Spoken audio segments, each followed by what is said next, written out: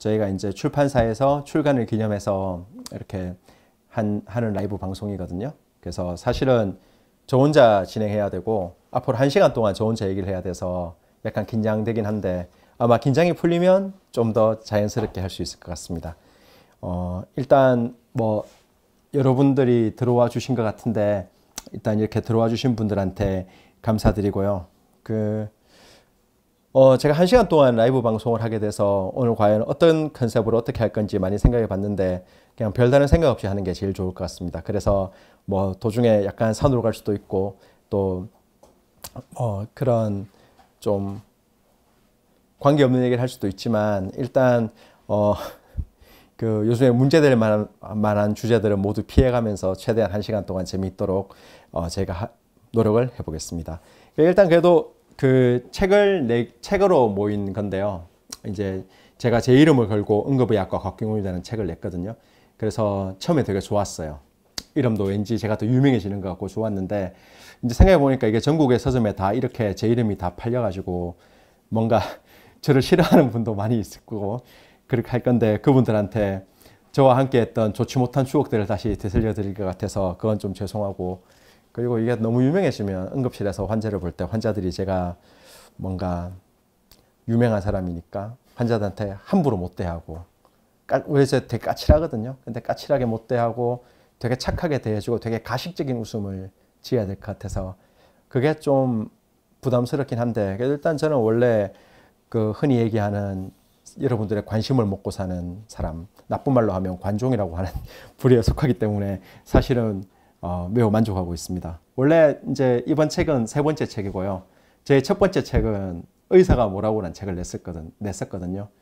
근데 이게 사람들이 다 의사가 뭐라고라고 기억하지 않고 다 의사가 뭐길래라고 기억해서 책 이름을 의사 뭐길래로 했으면 잘 되지 않았을까 이렇게 생각하는데 저는 그 의사가 뭐라고를 내면서 어떻게 생각했나 하면 이 대한민국에 나오는 이 모든 메디컬 에세이가 지나치게 감상적이고 지나치게 뭔가 이게 사실과는 좀 약간 떨어져 있지 않나. 내가 아주 사실적인 응급실 얘기를 적어주마.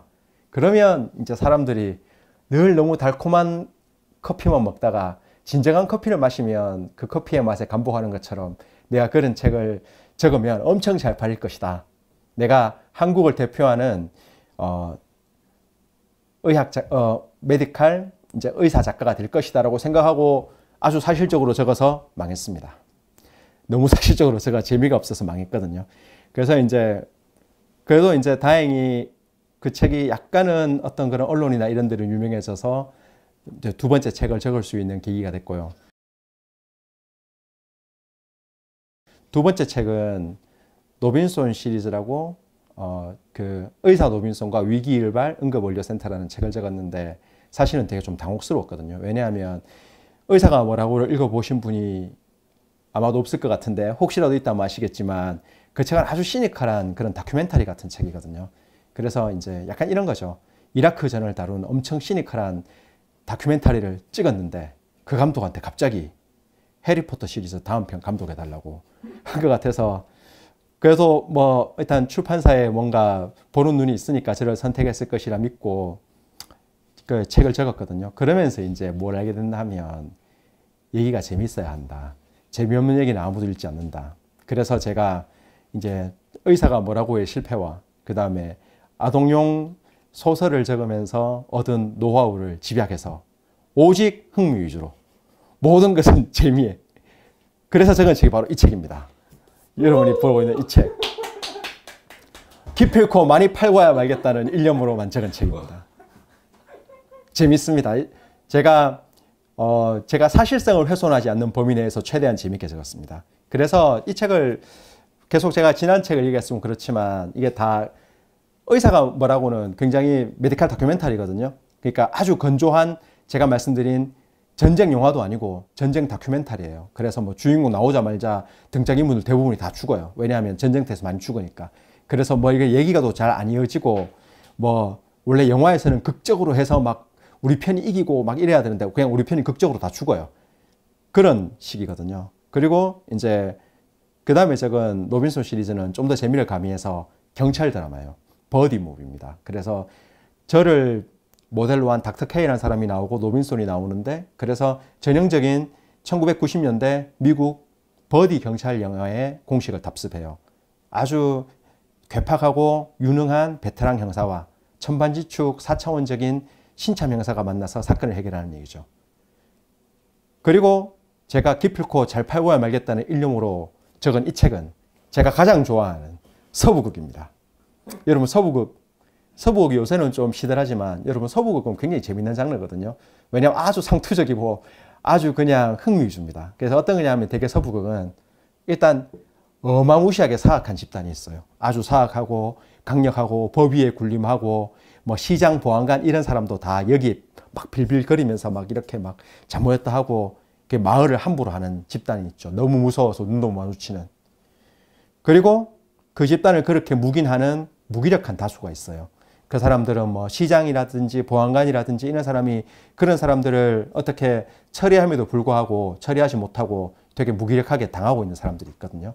그런데 그렇게 끝나서는 서부 얘기가 안 되잖아요. 그런데 보통 그런 서부의 그런 불의한 무리들이 장악하고 있는 마을에 호련히 한 사나이가 나타나죠. 이 사나이는 정의로운 사람이냐? 아니에요. 아주 시니컬하고 정의롭지도 않아요.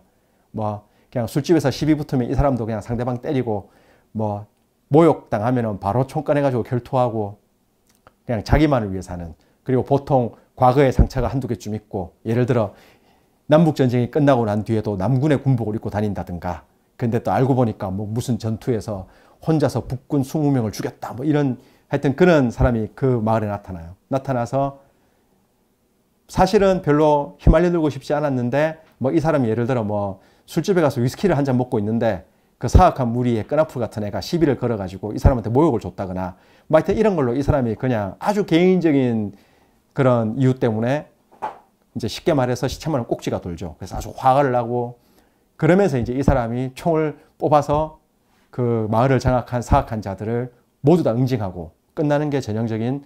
그리고는 이제 다 그 응징이 끝나면 호련히 또 그 왔던 길을 뭐 보안관을 맡아주세요 뭐 이런 것도 다 아니 나는 자유롭고 싶다 뭐 이런 멋진 말과 함께 이제 석양이 지는 데를 말 타고 떠나는 게 서부극이거든요. 그래서 그 서부극의 모든 요소를 여기다 담았습니다. 그런데 배경은 병원입니다. 그래서 서부극의 모든 요소 어떤 게 있을까요? 사악한 집단 여기 나오죠. 아주 그런, 원래 우리가 의사가 할 때는 우리가 동료의 어떤 동료를 위한다거나 동료의 허물을 덮어주거나 아니면 혹은 스승이니까 잘 대해줘야 된다, 스승님에 따라야 된다 이런 것보다는 모든 의사에게는 둔호함이라고 해서 환자에게 절대 해를 가하지 않겠다는 그런 원칙이 있는데, 그런 원칙을 저버리고 어떤 특정 집단, 자기들 집단의 어떤 이익에만 충실한 그런 아주 사악한 집단, 그리고 그걸 그냥 무기력하게 그 집단에 동화가 돼서 그냥 그래 어쩔 수 없어 내가 뭘 할 수 있겠어, 야 도덕 시간에 배운 대로 다 해서 못 살아 이렇게 말하며 사는 사람들이 있고, 그리고 별로 그렇게 착하진 않은데 그냥 의사라면 최소한 이 정도는 해야 자존심을 지킬 수 있는 거 아니야? 라고 하고, 그리고 뭔가 그 강력한 집단의 꼰대 노름이 좀 시덥지 않아서 사사건건 그 집단과 대립하는 이제 사람, 그렇게 다 나오거든요. 그리고 제가 누누이 밝히지만 이 책은 완전히 허구는 아닙니다. 제가 경험한 실화를 바탕으로 한 거거든요. 그렇지만 여러분, 진짜 중요해서 제가 이번에 아주 강력하게 말씀드리는데, 허구적 요소를 가미했으며 여기 나오는 미니모스 교수님을 비롯한 사람들은 절대 기필코 진짜 실존 인물이 아니에요. 절대 실존 인물이 아닙니다. 분명히 우리 사회 어딘가에 있을 거예요. 분명히 어떤 병원의 어딘가에는 틀림없이 있을 수밖에 없는 사람이지만, 저는 절대 특정하는 누구를 딱 지칭해서 적은 건 절대 아닙니다. 혹시나 제가 그렇게 안 적었는데도 특정한 누구가 이거와 너무 닮았을 수는 있어요. 그래서 그런 사람을 만나게 되면 이 말 뜻이었구나 하고 알아들으시면 됩니다. 무슨 말인지 알겠죠? 저는 절대 누군가를 음해하거나 누군가의 명예를 훼손하려고 적은 것이 아닙니다. 실화에 기반했으나 허구적 요소를 가미했고 특정 인물을 절대 지칭하지 않습니다. 여러분 미국 드라마 같은 거 보세요. 다 이런 거 나오거든요. 넷플릭스 봐봐요. 나르코스 이런 거 보면 다 이렇게 나오지만 거기 나오는 파블로 에스코로바는 정말 나쁜 사람이 맞습니다. 똑같아요, 이것도. 그러니까 저의 이런 말은 알아서 판단하시기 바랍니다. 내가 분명히 기분 나쁜 분이 있을 것 같은데 뭐 그건 어쩔 수 없고 다 어떻게 사람을 기분 좋게 하겠어요? 이 책 읽어보면 되게 기분 나쁜 분이 있는데 뭐 그럼 두 가지겠죠. 너무 착한 분이어서 이 주인공의 사악한 행동을 싫어하고 주인공의 약간 도를 넘는 행동을 선을 넘는 행동을 싫어하거나 아니면 본인이 미니무스 교수와 똑같은 사람이거나 그러니까 기분 나쁘시면 나쁜 건 아니고 이 책을 읽고 기분이 나쁘면 굉장히 착한 사람이거나 굉장히 못된 사람이거나 둘 중 한 개일 거니까 어느 쪽인 건지는 제가 판단을 내리지 않겠습니다. 그래서 어쨌든 책에 대한 얘기는 이 정도 하고요. 왜냐하면 책 얘기 다음 재미없잖아요. 사서 읽으세요. 책을 궁금하시면. 그러니까 지금 어떻게 하든 책을 팔아보려고 지금 1시간 동안 혼자 얘기하고 있는데 여러분 궁금하면 사서 읽으시면 됩니다. 그래서 스포일러는 더 이상 하지 않겠습니다. 그래서 이제 이 정도 그래서 여러분 이 얘기 굉장히 재미있고 서부극입니다. 병원을 무대로 한. 그리고 혹시나 이 책을 읽고 너무 재밌다. 그럼 과연 필자가 얘기한 재미없는 책은 얼마나 재미없는가. 그럴 때는 의사가 뭐라고를 사서 읽으시면 됩니다. 그리고 조카가 있는데 조카가 이제 한 중학생쯤 됐다. 고등학생쯤 됐다. 그래서 뭔가 이 조카를 위한 선물한 책은 제 두 번째 책 노빈손 시리즈를 하시면 됩니다. 이것도 지금 초등학생용으로 적어야 되는 책을 제가 너무 어렵게 적어가지고 중고등학생들이 읽고 재밌어하고 초등학생은 너무 어렵다는 얘기가 있어서 그래서 여러분 다 있잖아요. 그죠? 장르 소설의 재미를 읽고 싶으시면 이걸 읽으시면 되고요. 다큐멘터리를 좋아하면 의사가 뭐라고를 읽으시면 됩니다. 그리고 왠지 이런 얘기를 해주기에는 우리 애는 너무 어리다. 동심의 상처를 입는다. 그럴 때는 저희 두 번째 책 의사 노빈손과 위기일반응급의료센터 제가 이렇게 책을 팔기 위해서 5년간의 노력 끝에 모든 장르 다큐멘터리 소설 아동용 다 구비했습니다. 그래서 언제든 요즘에 또 코로나 시대 아닙니까? 다 이제 사회적 거리두기를 하고 있으니 집에서 시간을 보내기가 힘들다. 그리고 여러분 넷플릭스 봐보세요. 이거는 상상력을 자극하지 않아요. 이런 얘기를 해서 머릿속에 막 떠올려보고 이래야 상상력이 자극되고 이제 나이 드신 분들에게는 치매 예방, 어린 학생들에게는 지능 개발 되니까 자, 이 코로나 시대에 사회적 거리두기를 그거 해서 자, 일단 온라인 서점에 접속하셔서 곽경훈 치면 쫙 다 나오거든요. 근데 곽경훈을 치면 이상한 일본어 책이 한 권 나오는데 그건 저 아닙니다. 저는 일본어 못해요. 그러니까 그 책 말고 제가 말씀드린 3권의 책을 읽으면서 여러분 사회적 거리두기를 성공하시고 코로나 시대에 모두 건강하시기 바랍니다. 마치는 것처럼 얘기했네. 자, 그래서 이제 오늘 얘기할 주제를 쭉 끌어왔는데 이제 코로나 시대와 의료 현장에 대한 얘기를 하려고 했는데 제가 이 얘기를 하려고 보니까 요즘에 저마다 너무 많은 분들이 의료계에 조금이라도 관련이 있거나 조금이라도 의사 면허가 있는 분들은 다 이 얘기를 한마디씩 하는데 다 뒤끝이 안 좋더라고요. 괜히 말 한마디 잘못해가지고 큰일 나고 또 유명한 방송에 나와서 울었는데 이게 정치적으로 그럼 니 누구 편이냐 이렇게 돼가지고 정치적으로 몰리고 그래서 오늘 저는 한마디도 하지 않겠습니다. 사실 아는 것도 별로 없고요. 그리고 여러분 근데 제가 한마디 하고 싶은 건 해겔의 법 철학 서문에 이런 얘기가 나옵니다. 미네르바의 올빼미는 황혼역부터 날갯짓을 시작한다. 멋있죠? 근데 무슨 말인지 잘 모르겠죠. 저도 이게 무슨 말인지 몰라가지고 초등학교 5학년 때 제가 이제 저를 되게 아껴주셨던 선생님이 이제 저한테 영어 사전을 선물해 주면서 앞에 적어주신 문구거든요. 그래서 저는 옛날에 어떻게 생각했나 하면 미네르바의 올빼미, 미네르바는 지혜의 여신이니까 미네르바의 올빼미가 황혼역부터 날갯짓을 시작한다. 밤눈이 밝다는 얘기인가? 아니면 아무리 늦어도 늦지 않았다 너무 늦었다고 생각할 때가 제일 빠를 때 이런 얘기라고 생각했거든요. 근데 그게 아니더라고요. 나중에 알고 보니까 해겔이 한 말이고 미네르바의 올빼미는 황혼역부터 날갯짓을 시작한다는 얘기는 여러분 지혜로운 사람은 일이 진행되는 동안에는 함부로 뭐라고 말하지 않는다는 겁니다. 일이 진행될 때 낮에는 알 수가 없어요. 먼지가 자국하게 끼어오르고 이 일이 어떻게 될지 이 일의 실체도 불분명하고요. 황혼이 되어서 어느 정도 먼지가 가라앉고 실체가 드러났을 때야만 우리가 이 일이 어떻다, 이 일이 뭐가 잘못됐다, 이 일이 뭐가 좋다 얘기할 수 있다는 거거든요. 그래서 저는 코로나 시대에 대비해서 여러분이 하고 싶은 말은 여러분 해겔이 벌써 한 200년쯤 전에 얘기했습니다. 미네르바의 올빼미는 황혼역부터 날갯짓을 시작한다고요.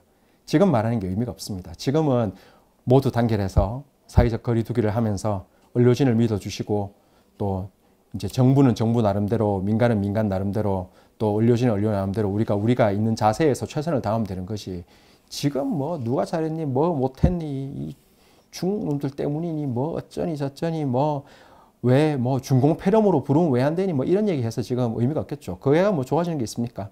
그러니까 그런 건 나중에 판단을 늦지 않거든요.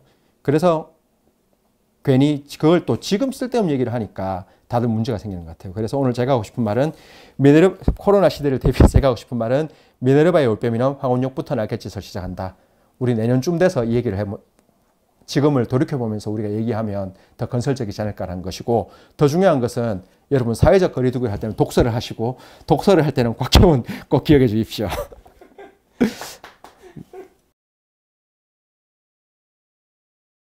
네. 그래서 그렇고 이제 굳이 뭐 그런데 그래서 지엽적인 얘기를 하지 않을 거고요. 근데 바이러스성 질환은 사실 인류에게 아주 오래전부터 있어 왔거든요. 그래서 예를 들어 뭐 파나마 운하를 건설할 때 이제 프랑스에서 처음 파나마 운하를 건설 시도했던 프랑스 회사가 망하고 미국이 파나마 운하를 인수해서 다시 건설할 수 있었던 것도 황열병 때문이거든요. 황열병도 역시 모기가 옮기는 바이러스 질환이죠. 그래서 우리 주변에 그런 바이러스 질환 되게 많습니다. 여러분 천연두도 바이러스 질환이죠. 그래서 사람들이 생각하기에 이 천연두가 왜 중요하냐 하면 유럽 사람들이 아메리카 대륙에 갔을 때 총 쏴가지고 아메리카 대륙 사람 다 죽인 거 아니에요. 아메리카 대륙 사람들은 고립돼 있었기 때문에 유럽 사람들이 같이 가지고 온 천연두에 대한 면역이 없었기 때문에 급속히 붕괴했던 겁니다. 그게 아니고 총사가 그거 다 어떻게 죽여요? 몇백만 명을. 그게 가능하지 않죠. 그래서 천연두가 사실은 남아메리카 문명의 붕괴에 큰 영향을 했죠. 그래서 이런 얘기가 있는데 제가 또 네 번째 책을 쓰고 있는데 거기 이런 내용이 나오니까 궁금하시면 네 번째 책 사보시면 됩니다. 언제 나올지 모르겠는데 아직 전반밖에 못 적어가시고요. 그래서 원래 페북 라이브 할 때 목표가 이게 아니었는데 계속 하다 보니까 이상한 소리를 하게 됐는데 1시간 동안 떠들려고 하니까 뭔가 많은 얘기를 해야 될 것 같아서 아무 얘기나 하도록 하겠습니다.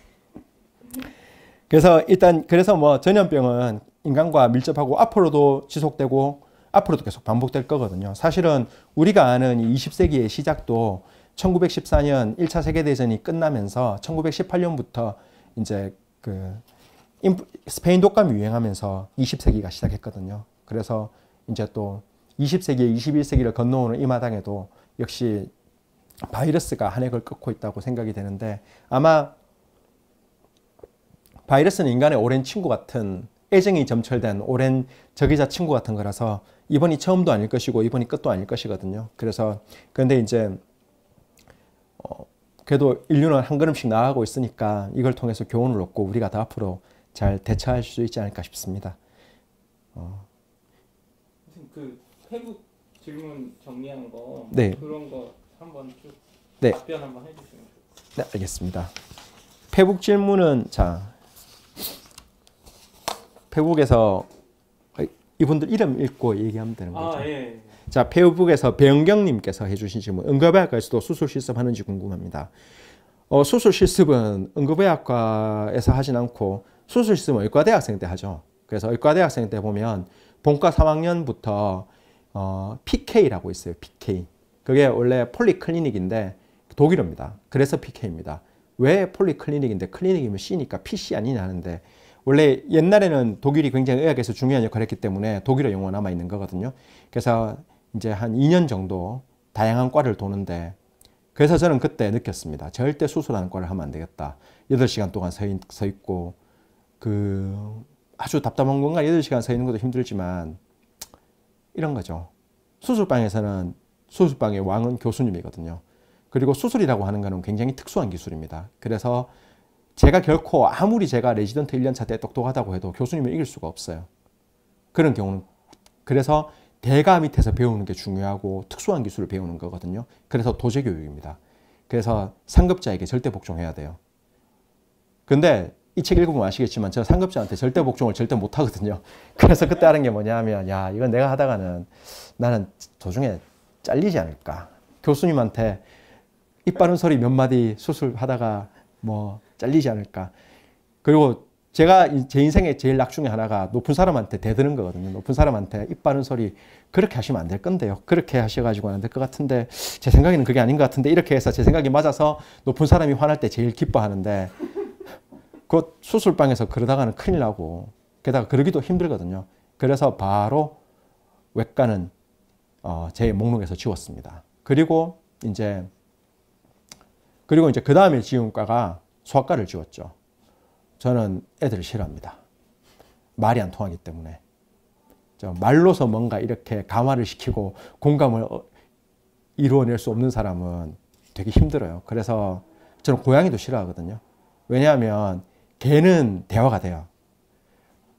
개는 하여튼 잘 얘기하면 말을 알아들어요. 근데 고양이는 아무리 얘기해도 말을 못 알아듣더라고요. 그래서 저는 애들이 말을 잘 못 알아듣기 때문에 소아과는 안 하기로 했고, 그래서 응급의학과를 했고, 이제 그럼 응급의학과에서는 그래서 수술 시술하지 않고 수술할 환자가 오면 부르죠. 수술하는 의사를. 그러면 당신들은 뭐냐? 전화교환원이냐? 근데 여러분, 자, 어떤 사람이 교통사고가 나서 왔어요. 온몸이 피투성이가 돼서 왔어요. 그러면 뭘 해야 될까요? 누굴 불러야 될까요? 그 부를 때까지, 그리고 누굴 부르지 어떻게 합니까? 온몸이 피투성이가 돼 있는데. 다 불러요?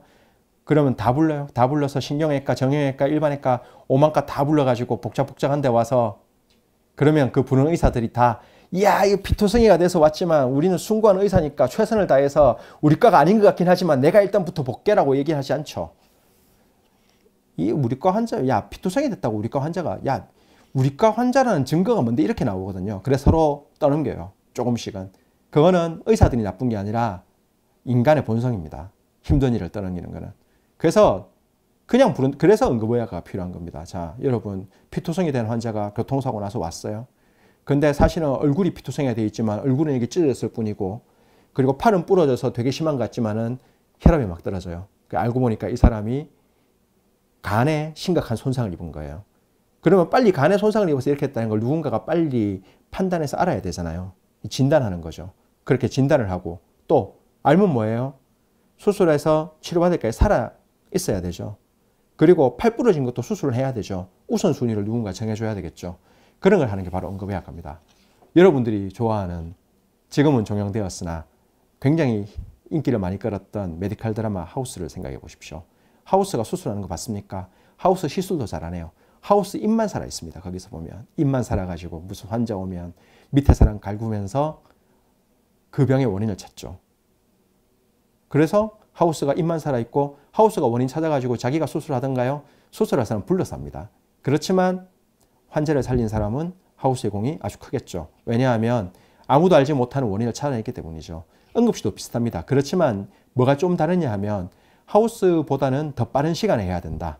그리고 하우스처럼 똑똑한 사람이 살펴야 되는 엄청 신기한 환자는 오지 않습니다. 그래서 열정이 있고 해결하고자 말겠다는, 해결하고야 말겠다는 의지가 있고, 그리고 다른 과 의사가 내가 계속 그 의사를 불러서 이게 문제라고 얘기하고 수술이나 시술을 하도록 압박을 넣어서 그 사람이 설령 나를 미워하더라도 눈 하나 깜짝하지 않을 수 있는 배짱만 있으면 좋은 응급의학과 의사가 될 수 있고, 또 응급실에 하는 그런 일은 탐정 같은 거잖아요. 예를 들어 의식 없는 사람이 왔는데 의식 없는 게 뇌출혈, 뇌경색, 전하투륨 혈증, 저혈당, 단순한 쇼, 약물 복용, 폐혈증 쇼크, 뭐 엄청 많거든요. 그 외에도.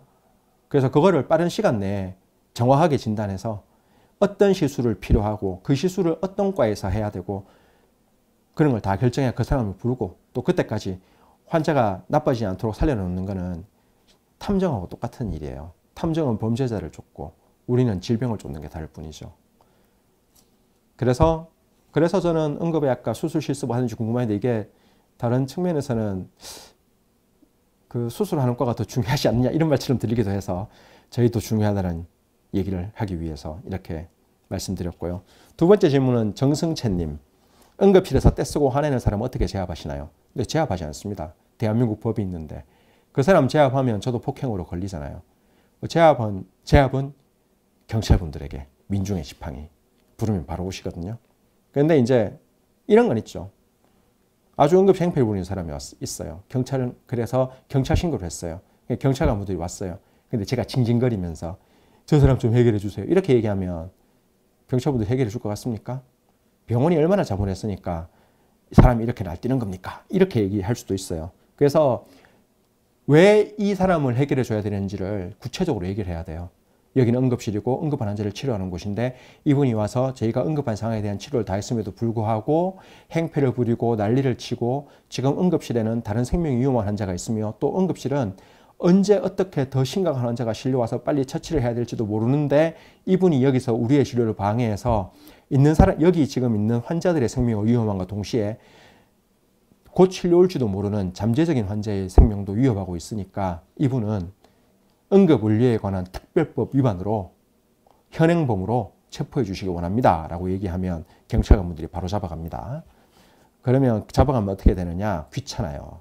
왜냐하면 경찰서에 가야 돼요. 그래서 피해자 조사를 해야 되고 피해자 조사를 하고 나면 또 그분들이 또 찾아오세요. 합의를 해달라고. 그래서 뭐 다들 근데 또 그런 응급실에서 술 마시고 행패 부리는 분들이 이게 좀 독창력이 좀 떨어져요. 그래서 그 합의해달라고 와서 하는 변명이 너무 상투적이에요. 암에 걸린 부모님이 있거나 애가 아프거나 마누라가 도망갔거나 세 개 중에 한 개인데 정말 그럴 수도 있고 아니면 그분들이 너무 상상력이 떨어져 가지고 드라마에 나오는 걸 따라다 보니까 그럴 수 있다는 생각도 들고요. 그리고 드라마에 보면 응급실에서 멱살 잡고 이런 거 많이 나오죠. 예, 저한테 오셔가지고 멱살 잡으면 대한민국 법의 심판을 받게 됩니다. 그 드라마가 다 맞지 않아요. 그래서 드라마에 나오는 의사들이 멱살 피고 있지만 저는 제가 잘못한 게 없으면 바로 경찰 불러가지고 응급을 위하는 특별법 위반으로 하는데 그게 벌금이 몇백만 원에서 1,000만 원 정도 나오거든요. 그러니까 돈 많으시면 응급실 와서 이제 의사의 멱살을 잡고 행패를 부리고 때를 쓰고 특히 술을 먹고 그렇게 하면 어떻게 되는지 경험 삼아 돈이 많으시다면 해봐도 되는데 저는 굳이 추천해 드리진 않습니다. 전과가 생기거든요. 그거는 돈으로 해결이 안 됩니다. 자, 그 다음에 세 번째 질문이 서은진님. 자, 간략하게 얘기하면 지금 간호과 학생분이시고 간호과를 입학하기 전에 큰 병원의 소아중환자실에서 일을 했는데 소아중환자시다 보니까 떠나보낸 아기 천사들이 많다. 그래서 죽음에 그런데 그걸 계속 보니까 익숙해지더라. 그래서 죽음에 익숙해지는 자신이 무서운 느낌이 드는데 선생님도 죽음을 많이 맞이하실 것 같은데 그럴 때 어떻게 대처하시나요? 라는 얘기인데 제가 오늘 아침에도 안타까운 사망을 목격하고 지금 온 거거든요. 그런데 여러분 이런 게 있습니다. 여러분 어떤 의사가 좋은 의사일지에 대해서는 좀 달라요. 자, 여러분이 병원에 치료받으러 갔는데 이게 막 이렇게 찢어져서 갔어요. 의사가 울면서 꾸며요. 그럼 기분 좋을 것 같아요? 얼마나 아프시겠어요? 막 하면서 엄청 공감해주고 막 울면서 꾸민다고요. 이상할 것 같습니까? 예를 들어 아버지께서 심근경색이 와가지고 부모님이 병원에 갔는데 의사가 막 너무 감정적이에요. 그럼 불편하겠죠. 감정적이어야 되는 순간도 있지만 우리가 전문가는 냉정하게 판단할 수 있어야 되거든요. 그래서 자신과 나머지 사물을 객관화할 수 있어야 됩니다. 자기 객관화 그리고 상황에 대한 냉정한 판단이 돼야 되거든요. 그래서 죽음은 다 슬프죠. 죽음이 얼마나 슬프냐 하면 여러분 성경 읽어보면 예수님이 죽은 사람 살리는 게 몇 번 안 나와요. 뭐 나사로 살리고 나사로인가? 나사로 아니구나. 하여튼 몇 명 안 나와요. 살린 사람이. 그것도 엄청 힘들게 어쩌다가 한번 살리거든요. 그 말은 뭐냐 하면 사람 살리는 게 그렇게 힘들다는 겁니다. 그래서 대개는 우리는 근데 예수님이 아니잖아요. 그래서 죽은 사람 못 살려요. 죽으면 끝입니다.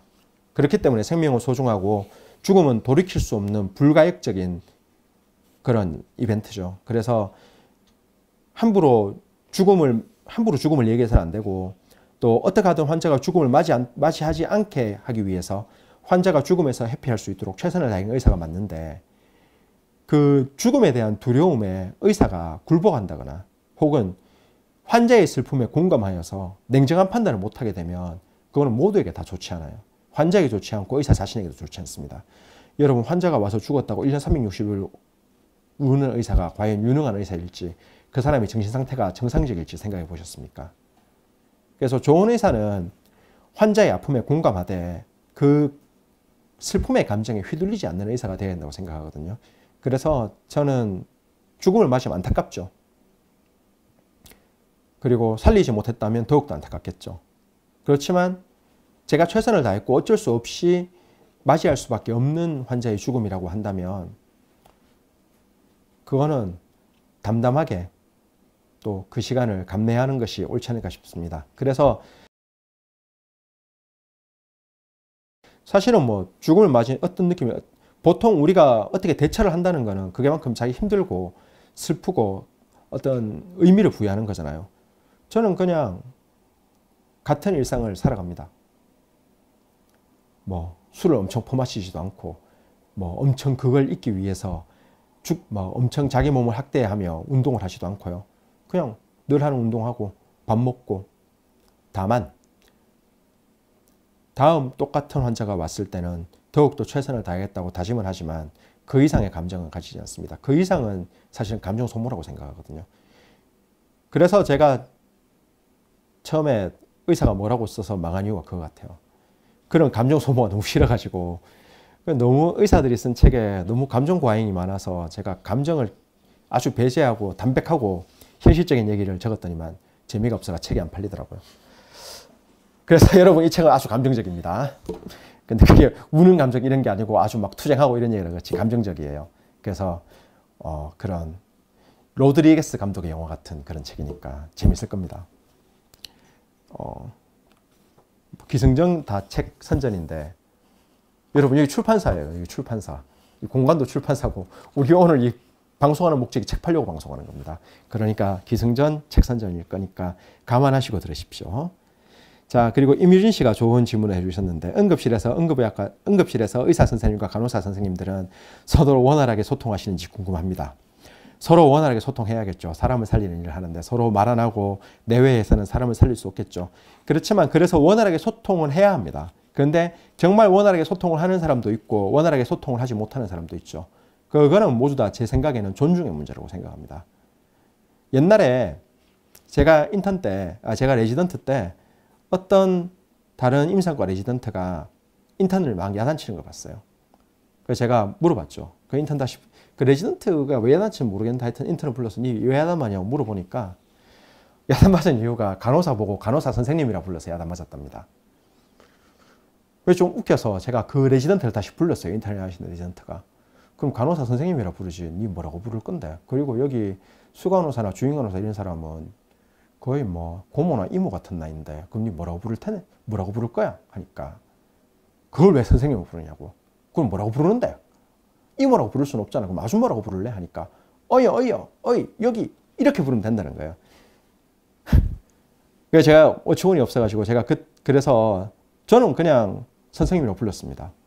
어차피 그 레지던트가, 저도 레지던트고 걔도 레지던트인데 제가 선생님이라고 부른다고 해서 그 레지던트가 저를 야단치지 못하고, 그리고 제가 근무하던 병원에서 저를 야단친다는 것은 매우 위험하고 정신나간 행동 중에 하나거든요.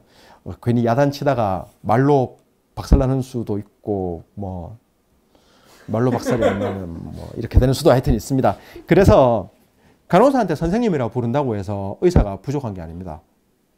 생각해 보세요. 여러분, 국회의원이 있어요. 국회의원이 있는데 노룩 패스 같은 거 하고 뭐 미화원 아저씨한테 하고 뭐 자기는 손이 다 있는데 이렇게 운전기사가 내려올 때까지 기다리고, 이런 사람이 진정 권위가 있는 사람일까요? 아니면 자기 짐은 자기가 챙기고 노룩 패스 절대 하지 않고 이렇게 저 미화부 할아버지 이런 사람 있으면 같이 한번 빗질도 한번 해주고 두 손도 한번 꼭 잡아주고, 비록 가식적으로 보일지라도 그렇게 하는 사람이 더 권위 있는 사람 같습니까? 후자가 훨씬 더 권위 있는 사람입니다. 원래 감투에 욕심내고 호칭에 욕심내는 사람은 진정한 자존감이 없는 사람이죠.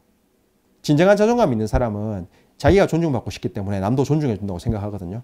그래서 저는 뭐 간호사한테 선생님이라고 부르고 그렇게 하니까 더 존중하고 잘 될 것 같은데, 지금 엄습해오는 불안감이 설마 이 라이브 방송에 저희 병원에 일하는 간호사들이 있지는 않기를 바랍니다. 존중해주나 물어보면 엄청 화낼 것 같은데, 얘기하면. 그게 존중을 해주는데 저는 세상에 제일 싫어하는 게 제일 방해하는 거거든요.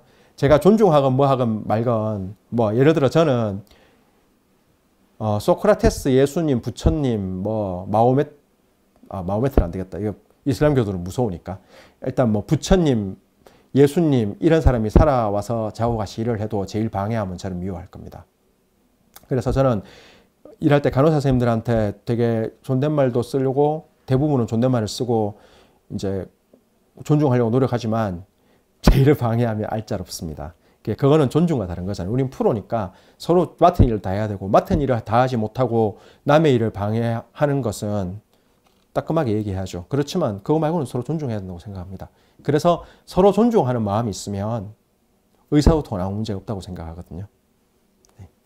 그 다음에 어쨌든 저는 우리 병원 간호사들은 이 방송을 보지 않고 있을 거라고 믿고 있습니다.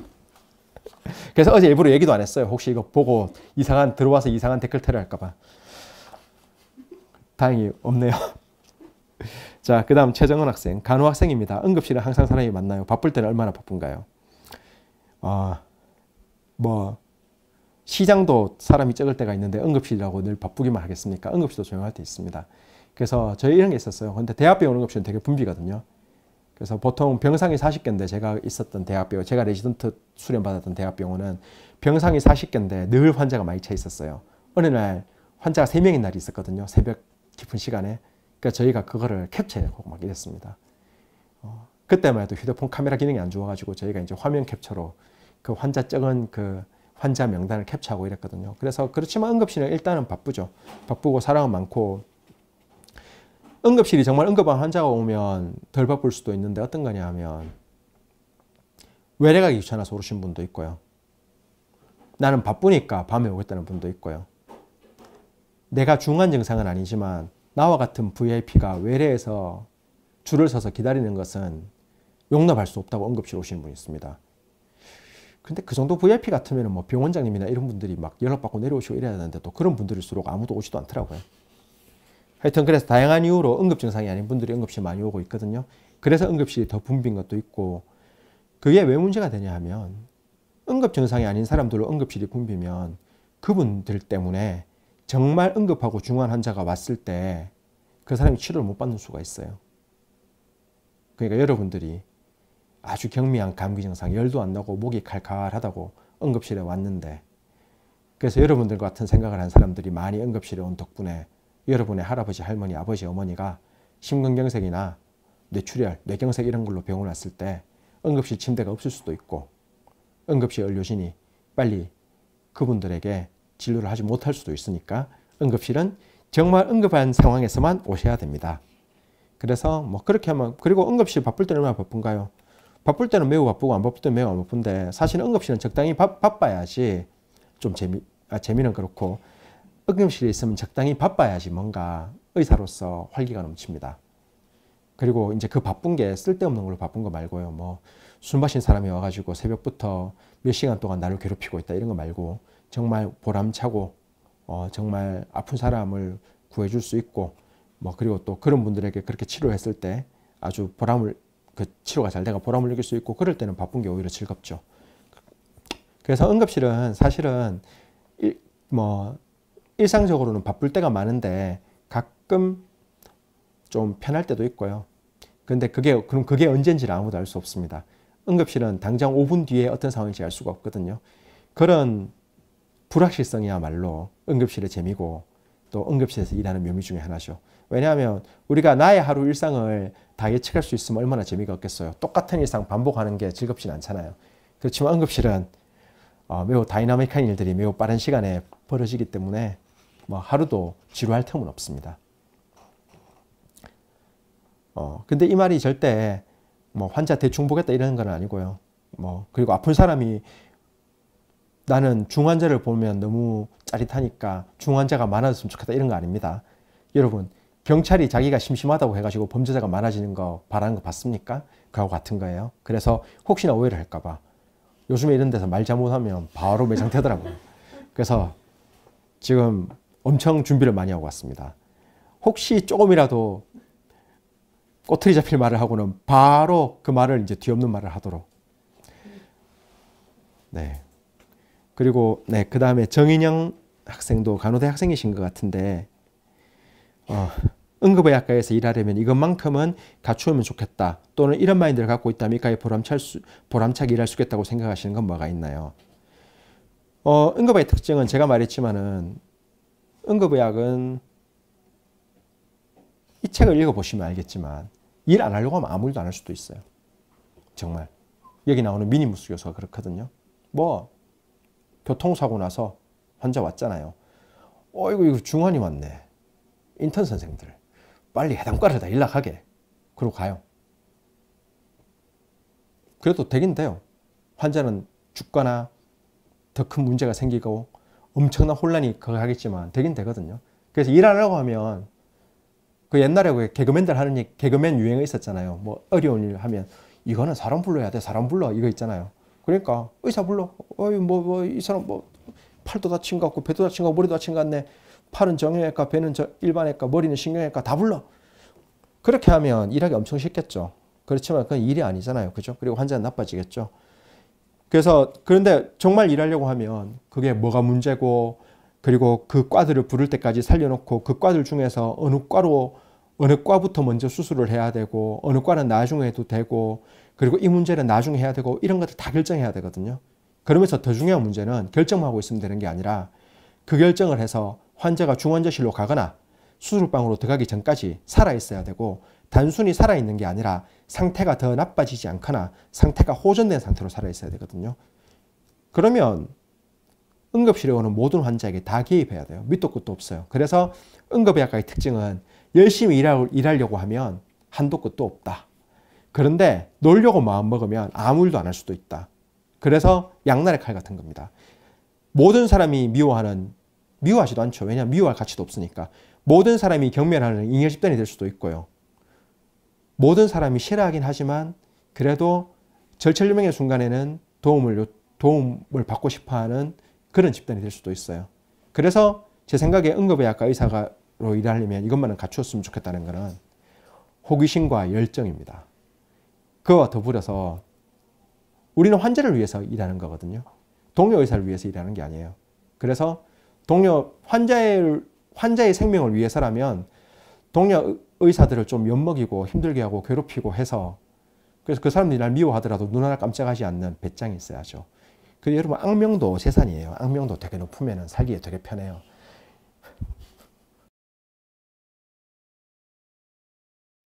그 생각해 보세요. 여러분 배트맨 돈을 훔치겠습니까? 조커 돈을 훔치겠습니까? 배트맨 돈을 훔칩니다. 왜냐하면 조커는 더 무섭거든요.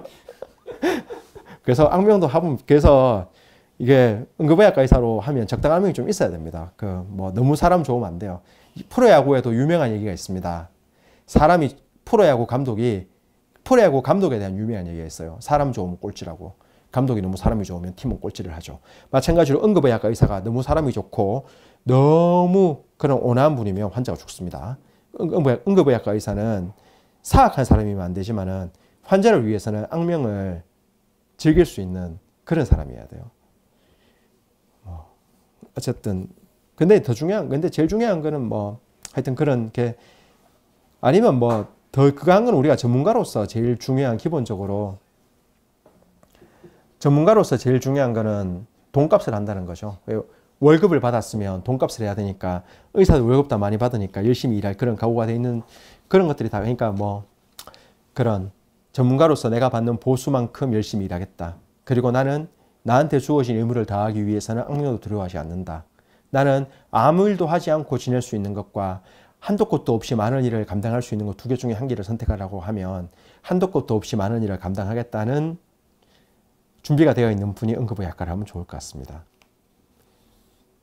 그리고 마지막에 이수빈 님이 응급의학과를 희망하신 계기가 있나요? 응급실에서 환자를 우선으로 치료하는 기준에 대해 자세히 말씀해 주시면 좋겠습니다. 그리고 또 응급실에서 폭행이나 추경 문제가 마지막에 응급실에서 폭행이나 추경 문제가 많은데 어떻게 돼서 궁금하십니다. 이거는 제가 말씀드렸습니다. 대한민국 법의 도움을 받으면 되고요. 그 다음에 응급실에서 환자를 우선으로 치료하는 기준에 대해서 자세히 설명해 주시면 이 기준이 되게 복잡해요. 그거는 자세히 설명하려고 하면 아마 1시간 동안 더 얘기해야 될 것 같거든요. 그래도 하기 힘든 거고 일단은 케이타스라고 있어요. 그거는 물론 외상 분류 기준이긴 한데 그런 응급실에 오는 환자의 중증도를 구분하는 기준이 있습니다. 그래서 원칙적으로는 그 중증도 구분 기준대로 하고요. 그렇지만 어떤 경우가 있나 하면 규정으로만 따지면 겉으로 드러나는 객관적인 지표로만 따지면 경증 환자 같은데 이게 조금만 더 있으면 중증이 될 것 같은 사람들이 있거든요. 예를 들어 열은 나지 않지만 너무 몸을 많이 떨고 있어요. 우리 열 나기 전에 몸이 엄청 떨리거든요. 그리고 환자가 혈압은 괜찮은데 무언가 너무 컨디션이 나빠 보이는 사람이 열은 나지 않지만 몸을 너무 사시나무처럼 떨고 있으면, 근데 그때 그 사람이 나이가 많다면 그게 아마 나이 많은 분들은 면역 반응이 약간 좀 이상이 나타날 수 있기 때문에 그게 사실은 폐혈증이 진행되고 있고 폐혈증 쇼크가 오기 직전인데 그럼에도 불구하고 객관적인 지표들은 괜찮은 거일 수도 있거든요. 그래서 이제 그런 경우에는 객관적인 지표가 괜찮아도 그래서 응급실 우선순위가 되겠죠. 그래서 우리가 응급실에서 중증도를 하는 기준은 제일 기본적인 것은 객관적인 지표를 따릅니다.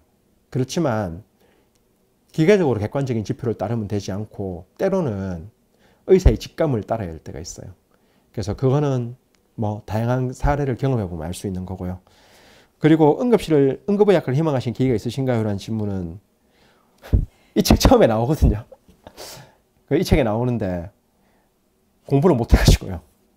원래는 저는 정신과를 하고 싶었습니다. 왜냐하면 저는 글 쓰는 거 좋아했고 원래 인류학자나 아니면 기자, 뭐 극작가, 연극 배우 이런 것들이 되고 싶었거든요. 이런 그런 직업이 되고 싶었어요. 그래서 모든 그런 인문학적인 소양을 가지고 있는 의대생들은 정신과를 지망합니다.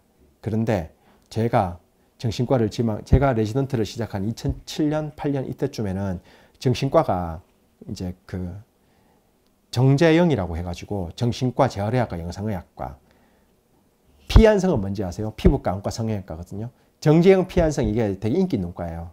그래서 그때는 정재영이라 해가지고 정신과, 재활의학과, 영상의학과가 되게 인기 있는 과라서 제가 끝에 3등으로 졸업했기 때문에 그 정신과 하려고 하면 앞에서 3등 졸업해야 되거든요.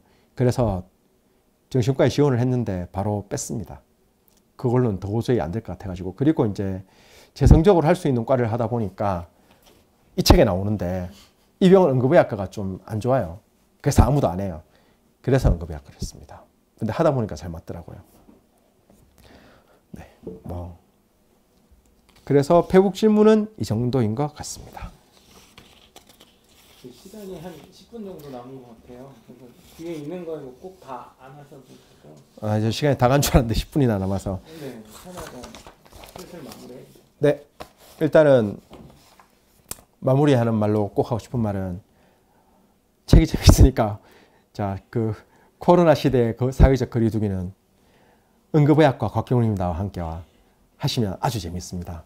그리고 뭐 마무리는 오늘 제가 이게 이렇게 혼자서 해본 게 이번이 2번째인데 제가 첫 번째 책을 내고 난 뒤에 좀 유명한 좀 되게 좋은 그런 저보다 훨씬 더 네임밸류 있는 분들이 가는 책방에서 북토크를 하게 됐는데 그게 되게 기대에 부풀었거든요. 그 북토크를 통해서 책이 잘 팔릴 것이다.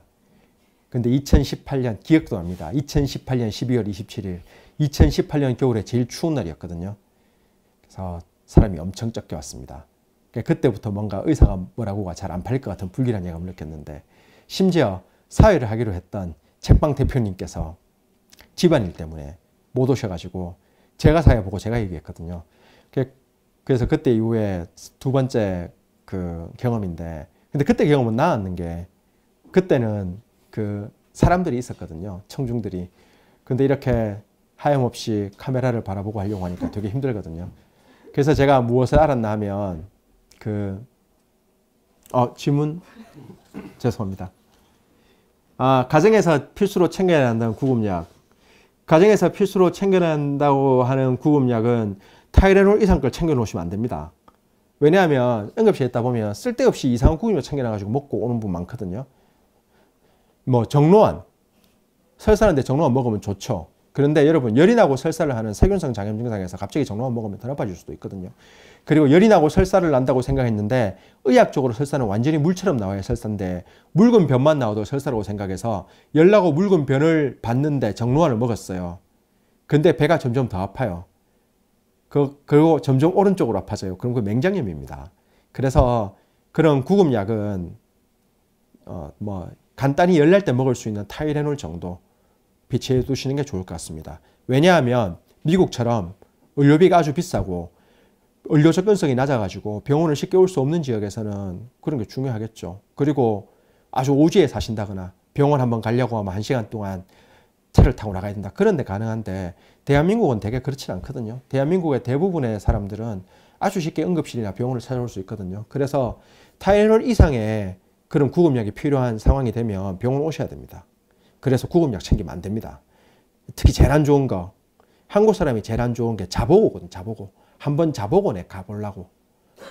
말이 어두워지고 오른쪽이면 오른쪽, 왼쪽 한쪽으로 마비가 되고 이런 증상인데 한번 자보고 오시면 그게 뇌경색이나 뇌출혈 같으면 치료 시기를 놓쳐가지고 생명 위험할 것이고 뇌경색은 3시간 이내에 와야 그 혈관을 뚫을 수 있거든요. 막힌 혈관을. 그렇게 자보고 오면 늦어요. 그런데 집에 상비약 한 개 먹어보고 자보고 오면 안 되고요.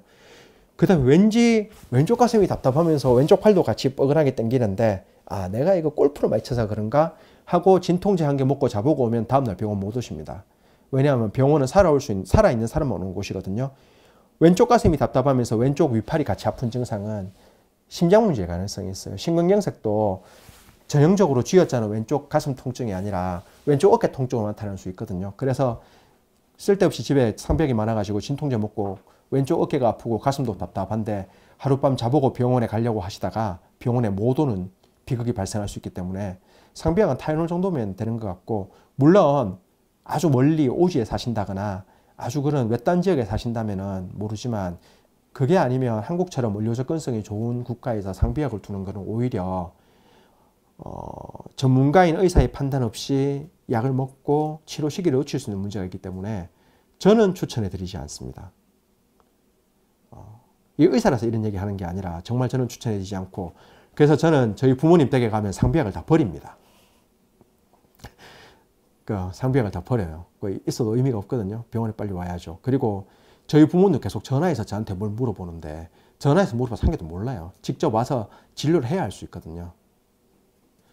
그래서 여러분 한국은 의료 접근성이 좋고 응급실이 가까운 곳에 있으니까 뭔가 너무 미심쩍은 증상이 있으면 병원에 오셔야 됩니다. 근데 뭐 술 먹고 속이 안 좋은데 병원 오고 이런 거 말고요. 네, 질문. 이거 제가 안 보고 있어가지고 몰랐네요. 네. 원래 하려고 했던 말을 까먹었습니다. 그래서. 그래서, 맞다. 그래서 그때도 혼자 얘기했는데, 제가 이 화면을 보고 얘기하니까 청중에 있을 때보다 더 말하는 게 힘들 것 같아서, 이제 대학에서도 온라인 교육을 하고 있고, 이런 온라인 교육을 하고 있는데, 또 질문 왔습니다. 뭐 바이러스가 유행할 때는 의사라도 무섭냐 최혜연님의 질문인데 무섭죠. 잘못하면 죽는데. 그리고 여러분 저는 아주 속물적인 인간입니다. 저는 제 목숨을 희생하면서까지 무슨 일을 하지 않습니다. 제가 이 책에서도 누차 강조하는데 질싸움은 절대 하지 않습니다. 이기지도 못하는 사람하고 싸우면 안 되거든요. 그래서 그렇지만 이제 무섭죠. 무서운데 그래도 뭐 해야죠. 왜냐하면 응급의학과 의사가 받는 월급은 일반적인 직장인이 받는 월급보다 굉장히 많거든요. 근데 그 많은 거에는 이렇게 바이러스 유행하고 하면은 네 죽을 수도 있다 이런 위험성도 포함되어 있다고 생각합니다. 그래서 전문가라고 하면 어쩔 수 없죠. 뭐. 그럼 군인이 전쟁 나면 무서우면 도망갑니까? 경찰이 범죄자 무서우면 범죄자 잡으러 뛰어가다가 그냥 안 뛰어가고 걸어가나요? 그러면 그런 사람은 좋은 군인과 경찰이 아니기 때문에 무섭지만은 뭐 바이러스 무서워도 해야죠. 그게 제 일이고 그래서 돈 지금까지 받았잖아요. 받았으면 돈값을 해야 되는 거고요. 물론 저는 보호장비를 엄청 많이 착용하고 조금이라도 열나는 사람이 오면 격리된 공간에 넣고 엄청 보호장비 많이 착용하고요. 우리 병원 간호사들에게도 엄청 보호장비를 열심히 착용시키고 입고 벗고 하는 거를 엄청 신경 써주고 있습니다. 제가 그 사람들 좋아서 그러는 게 아니에요. 그 사람들이 바이러스에 걸리면 저한테 옮잖아요. 그래서 제가 되게 훈훈하게 엄청 잘 챙겨주는데 이 자리를 빌어 우리 병원 간호사 얘기하면 제가 여러분들을 좋아해서 그런 게 아니라 여러분들이 걸리면 저도 걸리기 때문에 그런 겁니다. 그리고 한국은 방역복이 잘 되어 있습니다. 이제 영국은 사실은 제조업이 무너진 나라거든요. 이탈리아도 그렇고요. 그러니까 뭐 금융이라든지 이런 건 뛰어나지만 지금 당장은 그런 방역복을 빨리빨리 구하기 어려운데 한국에서는 방역복이 비교적 잘 오고 있고요. 뭐 그래도 모든 사람이 충분하다고 느끼진 않겠지만 이런 얘기하면 또 잘못하면 욕먹을 수 있는데 저는 뭐 질병관리본부라든지 그런 정부에서도 충분히 맡은 바 그 일을 열심히 해서 다른 나라에 비해서 우리나라가 비교적 잘 되고 있다고 복이나 이런 것도 잘 되고 있다고 믿는데 혹시 의협에서 항의가 들어오면 어쩔 수 없습니다. 아, 그리고 저 대구 사람이거든요. 그래서 저는 절대 진보가 아닙니다. 그러니까 이게 뭐 편들고 이런 거 아니에요. 그냥 팩트만 얘기한 겁니다.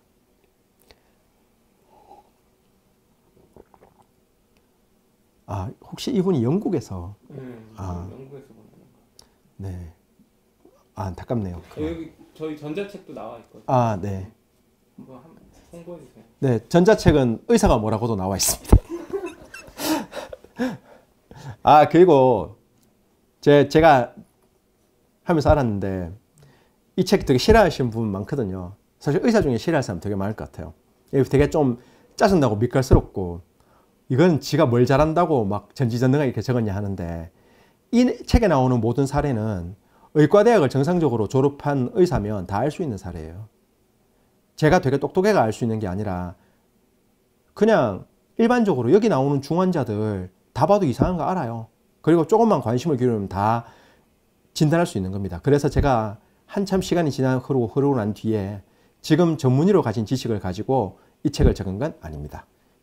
그래서 그렇게 이제 오해하는 분도 많고 욕도 하는 분이 많아가지고 하는데 뭐 하여튼 그렇고 그리고 여러분 제 책을 읽고 전자책이든 뭐든 읽으면 좋은 평점에 서평을 남겨주시기 바랍니다. 유명해질수록 뭔가 나쁜 평점 매긴 사람이 많을 것 같아서 네, 부탁드립니다.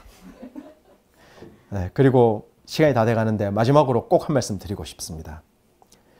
코로나 시대의 사회적 거리두기는 응급의학과 곽효원님과 함께 자매품으로 의사가 뭐라고 그리고 청소년을 위한 의사 노빈성과 위기일발 응급의료센터도 있습니다. 다 갖추어져 있거든요. 그래서 여러분 넷플릭스 대신 이 책을 감사합니다.